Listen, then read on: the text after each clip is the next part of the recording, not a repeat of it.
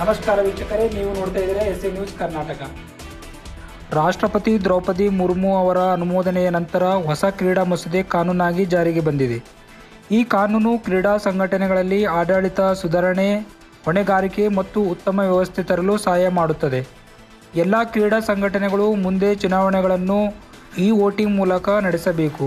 ಇದರಿಂದ ಚುನಾವಣೆಯ ಪ್ರಕ್ರಿಯೆ ಹೆಚ್ಚು ಸ್ಪಷ್ಟವಾಗುತ್ತದೆ ಮತ್ತು ಪ್ರತಿಯೊಬ್ಬ ಸದಸ್ಯರು ಮತ ಹಾಕಲು ಅವಕಾಶ ಸಿಗುತ್ತದೆ.